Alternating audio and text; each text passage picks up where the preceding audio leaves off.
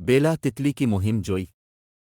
रंग बरंगे फूलों और लंबे लंबे झूलते दरख्तों से भरे एक खूबसूरत बाग में बेला नामी एक मुतजस्सिस और बहादुर तितली रहती थी।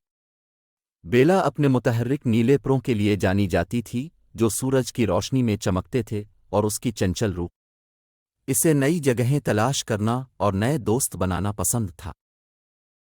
एक धूप वाली सुबह बेला ने फैसला किया कि ये एक एडवेंचर के लिए बेहतरीन दिन है। उसने अपने परों को फड़फड़ाते हुए उड़ान भरी, ऊंची ऊंची उड़ती रही यहां तक कि वो अपने नीचे का पूरा बाग देख सकती थी। बेला ने पहाड़ियों से परे एक जादुई घास का मैदान की कहानियां सुनी थीं, और वो उसे तलाश करने के लिए पुरज़्म थी। अजी से ही बेला बाग के ऊपर से उड़ रही थी।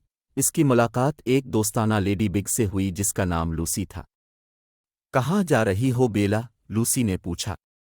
मैं जादुई घास का मैदान तलाश करने जा रहा हूं, बेला ने पुरजोश अंदाज में जवाब दिया। मैंने इस जगह के बारे में सुना है। क्या मैं आपके साथ आ सकता हूं? लूसी ने पूछा। यकीनन, बेला ने कहा। साथ साथ उन्होंने अपना सफ़र जारी रखा, रास्ते में गुपशुप करते और हंसते रहे।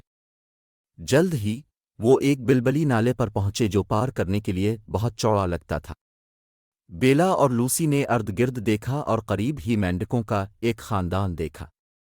हेलो, मेंढक, क्या आप हमें नाला पार करने में मदद कर सकते हैं? बेला ने पूछा। सबसे बड़े मेंढक ने सर हिलाया। उन्होंने कहा, हम अपने लिली पैड से आपके लिए एक पिल बना सकते हैं। मेंढकों ने जल्दी से अपने लिली पैड को एक मजबूत पिल में तरतीब दिया। बेला और लूसी ने मेंढकों का शुक्रिया अदा किया और बहिफाजत दूसरी तरफ चली गईं। अपने सफ़र में मज़ीद आगे बेला और लूसी एक घने जंगल में दाखिल हुए।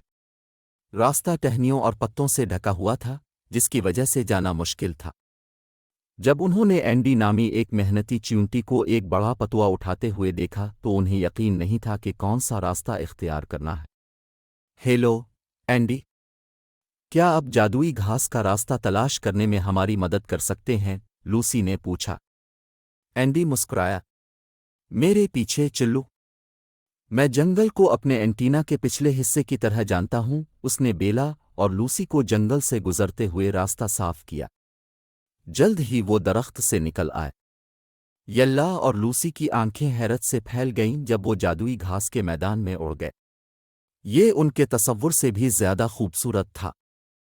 हर रंग के फूल जमीन को ढांप रहे थे और चमकती तितलियां हवा में रक्स करती थीं। घास के मैदान के बीच में सुनहरी पत्तों वाला एक शानदार दरख्त खड़ा था। खुशी से भरे दिलों और नए जादू से चमकते परों के साथ बेला और लूसी अपने बाग में वापस आ गए। उन्होंने अपनी मुहिम जोई को अपने तमाम दोस्तों के साथ शेयर किया, जिन्होंने हैरत और जोश से सुना। इस दिन से बेला और लूसी अक्सर जादुई घास का दौरा करते थे, ये जानते हुए कि उनकी दोस्ती और बहादुरी ने हैरत और खुशी की दुनिया खोल दी है। बेला को मालूम हुआ कि मुतजस्सिस दिल और उसके साथ अच्छे दोस्तों के साथ हर मुहिम जोई एक जादुई थी।